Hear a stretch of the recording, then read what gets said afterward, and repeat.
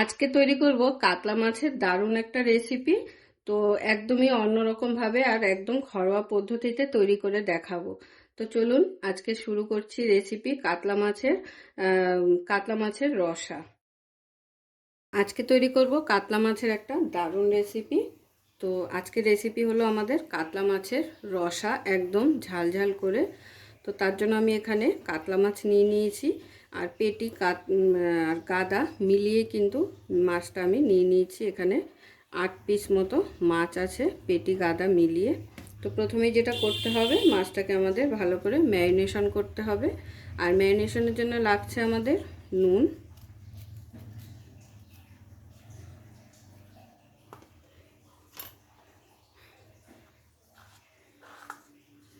হলুদ, আর দিয়ে দেবো একটু কাশ্মীরি লঙ্কা গুঁড়ো।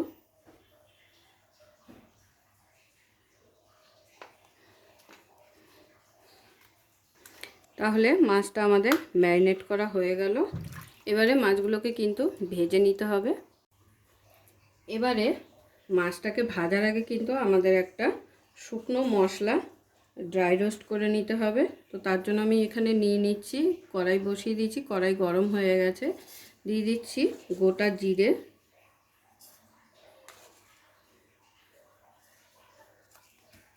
আর দিয়ে দেবো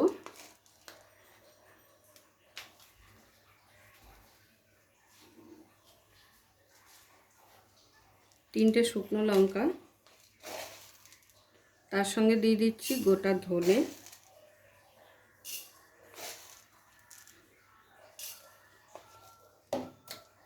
এরপরে দিয়ে দেবো মাছের পরিমাণ বুঝে কিন্তু মশলাগুলো নিতে হবে। দিয়ে দিচ্ছি 3টে এলাচ, আর দিয়ে দেবো গোটা গোলমরিচ,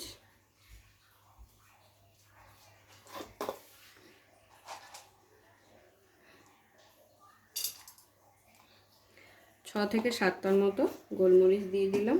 এবারে এগুলোকে একটু শুকনো খোলায় টেলে নিয়ে এটা কিন্তু একটা গুঁড়ো মশলা আমাদের রেডি করে নিতে হবে।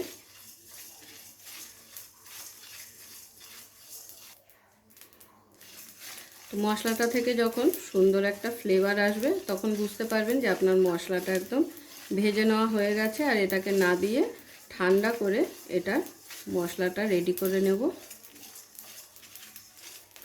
তো হালকা হালকা যখন ধোয়া উঠতে শুরু করবে, তখন কিন্তু মশলাটাকে নামিয়ে ফেলতে হবে। তো আমার মশলাটা ভেজে নেওয়া হয়ে গেছে। এবারে আমি এটাকে একটা প্লেটে ঢেলে রাখবো ঠান্ডা করার জন্য। এবারে মাছগুলোকে ভাজার জন্য আবারও কড়াই বসিয়ে দিলাম। দিয়ে দেবো কড়াইতে সর্ষের তেল,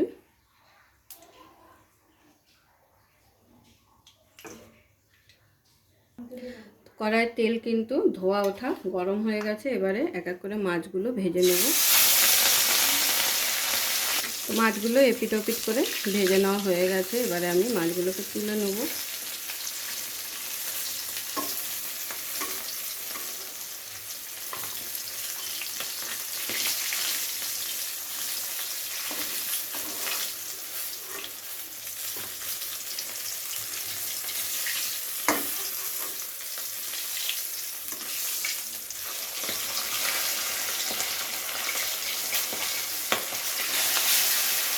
সমস্ত মাছ কিন্তু ভেজে নেওয়া হয়ে গেছে। এবার এই তেলের মধ্যে ফোড়নের জন্য দিয়ে দিচ্ছি 2টো শুকনো লঙ্কা, 2টো দারচিনি, আর দিয়ে দিচ্ছি কালো জিরে।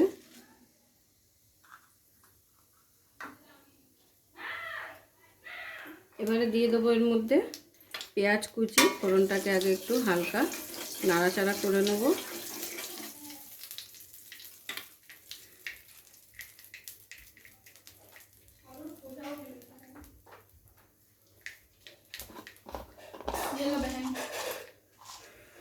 দিয়ে দিচ্ছি 2টো লবঙ্গ,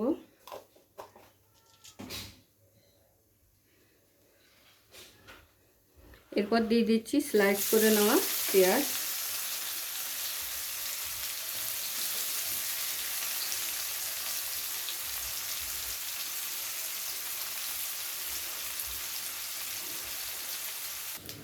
পেঁয়াজটাকে খুব ভালো করে লাল লাল করে ভেজে নেওয়া হয়ে গেছে।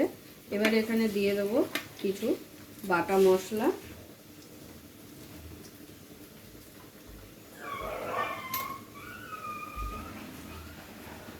দিয়ে দিচ্ছি কাঁচা লঙ্কা বাটা,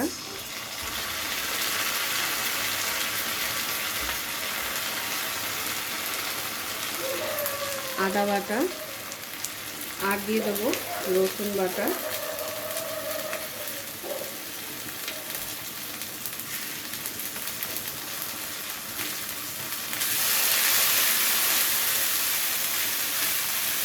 পেঁয়াজের সাথে খুব ভালো করে আর একবার কষিয়ে নেব এগুলোকে, যতক্ষণে না কাঁচা গন্ধটা চলে যাচ্ছে।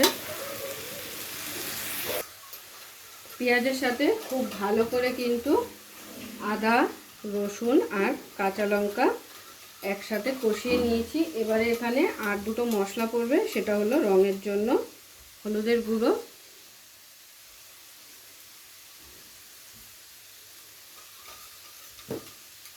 আর দিয়ে দেবো কাশ্মীরি লঙ্কা গুঁড়ো। আর কিন্তু এখানে তেমন কোনো মশলা দিতে হবে না, যেটা আমরা ড্রাই রোস্ট করে রেখে দিয়েছিলাম সেই মশলাটা কিন্তু দিলেই এখানে হয়ে যাবে।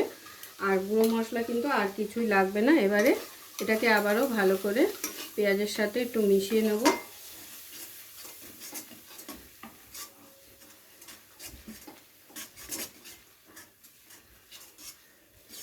পেঁয়াজের সাথে এটাকে ভালো করে মিশিয়ে নেওয়া হয়ে গেলে এখানে দিয়ে দেবো টমেটো। টমেটোগুলোকে আমি এরকম ছোট ছোট করে কেটে নিয়েছি। টমেটোটা দিয়ে এর মধ্যে দিয়ে দিতে হবে একটু নুন, টমেটোটা যাতে খুব ভালোভাবে সেদ্ধ হয়ে যায়। আর দিয়ে দেবো সামান্য পরিমাণ একটু জল।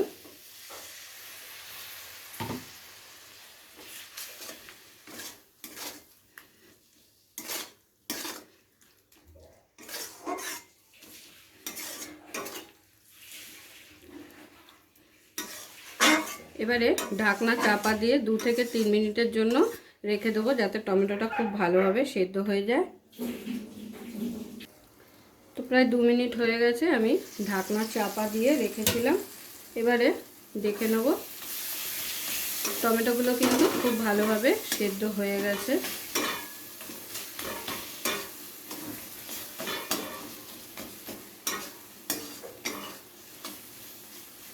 এবার এখানে দিয়ে দেবো ফেটিয়ে নেওয়া টক দই, আর তার সাথে যে ড্রাই রোস্ট করেছিলাম মশলাটা, সেই মশলাটা কিন্তু টক দইয়ের সাথে মিক্স করে দিয়েছি। এইভাবেই কিন্তু এই মশলাটা দিতে হবে। দিয়ে এবারে খুব ভালো করে গ্যাসের ফ্লেমটাকে লোতে রেখে এটাকে মিশিয়ে নিতে হবে। আর কোনো মশলা কেন দেবো না বলেছিলাম, অবশ্যই এখন বুঝতে পারছেন, যেহেতু ড্রাই রোস্ট করা মশলাতে সমস্ত কিছুই ছিল, জিরা, ধনে, লঙ্কা, এলাচ আর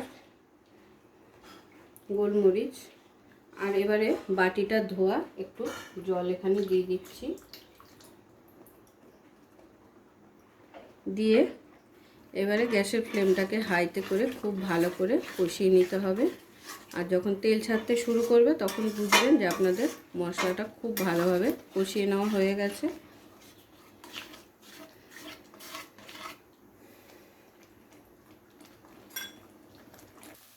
তো দেখুন মশলাটা খুব ভালোভাবে কষে গেছে, মশলার গা থেকে কিন্তু তেল ছাড়তে শুরু করেছে।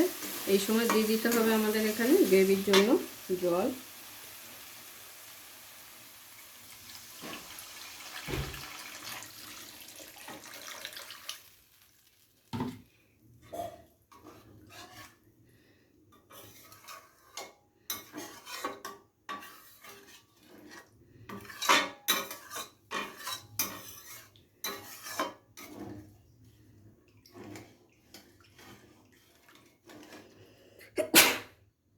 এরপরে যখন ঝোলটা ফুটে উঠবে তখন দিয়ে দেবো এর মধ্যে এক এক করে মাছগুলোকে। তো গ্রেভির ঝোল কিন্তু খুব সুন্দরভাবে ফুটে উঠেছে। এবারে এর মধ্যে দিয়ে দেবো এক এক করে ভেজে রাখা মাছগুলো।